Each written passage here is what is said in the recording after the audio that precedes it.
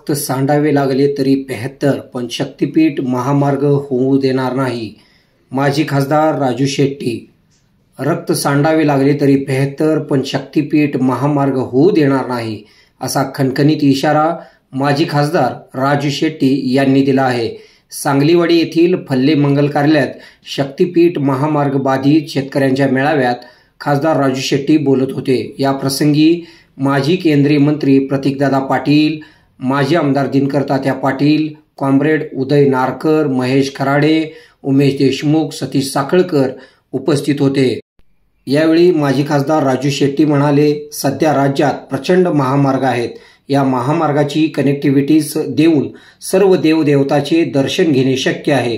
कोणाचीही मागणी नसताना हा महामार्ग करण्याची गरजच काय, असा सवाल करून या काँग्रेसच्या काळातच केंद्रात 2013ला भूमी अधिग्रहण कायदा करण्यात आला. तो कायदा चांगला होता, पण त्यात केंद्रातील भाजप सरकार आणि राज्यातील महाविकास आघाडी सरकारने त्यात बदल केला. त्यामुळे शेतकऱ्यांच्या फारच कमी भरपाई मिळणार आहे. त्यामुळे या महामार्गाला आमचा विरोधच आहे, तो होऊ देणार नाही.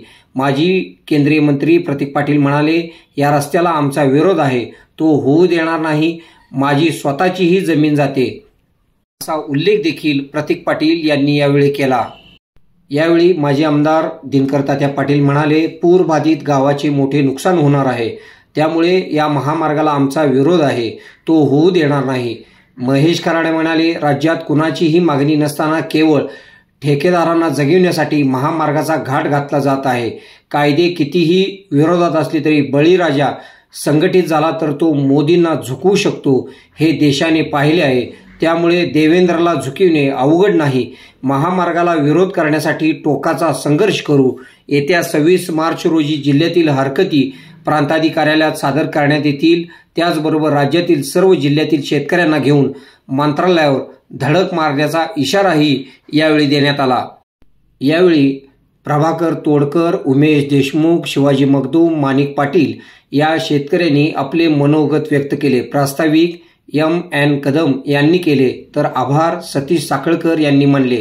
या कार्यक्रमाला यशवंत हरुगडे, रघुनाथ पाटील, भगवान हरुगडे, सुधाकर पाटील, विलास थोरात, उदय पाटील, प्रभाकर तोडकर, गुलाबराव गायकवाड, अतुल झांबरे, अक्षय जाधव, विष्णू पाटील, राजू येडके, विलास पाटील, प्रवीण पाटील, शरद पवार, प्रवीण पाटील, घनश्याम नलवडे, भूषण गुरव, लखन पाटील, अजित धनवडे, हिंदूराव मगदूम आदींसह मोठ्या संख्येने शेतकरी बांधव उपस्थित होते. मुख्य संपादक Kunal Kothawale, KK Marathi news network.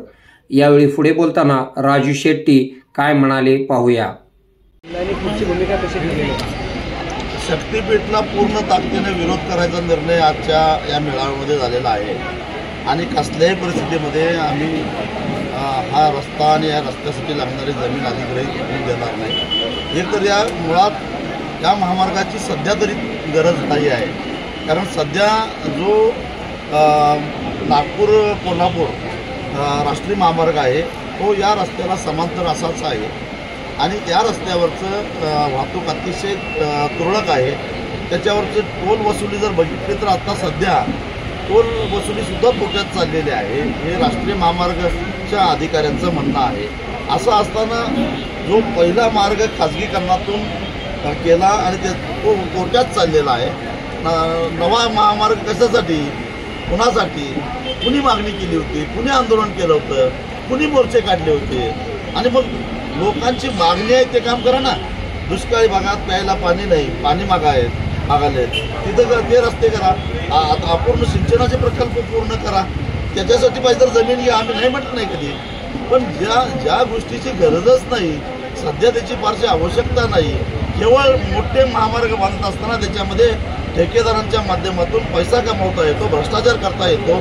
म्हणून जर का असे मोठमोठे प्रकल्प विकासाच्या नावाखाली लादणार असाल तर शेतकऱ्यांचे थडगे बांधून त्याच्यावर विकासाचे मनोरे बांधण्याचा कोणी प्रयत्न करत असेल तर तो प्रयत्न आम्ही हाणून पाडल्याशिवाय सोडणार नाही, ही आमची भूमिका आहे. आम्ही ते होऊन देणार नाही. सर्व प्रकारचा असहकार जे मोजणी करायला येतील त्यांना सुद्धा आम्ही पिटाळून लावू. मुळामध्ये आमच्या परवानगीशिवाय आमच्या शेतामध्ये कोणाला पाऊलच टाकता येणार नाही. आला तर त्यांना आम्ही जसं चोराला ट्रीटमेंट देऊन हकलून लावतो तसंच आम्ही हकलून लावतो.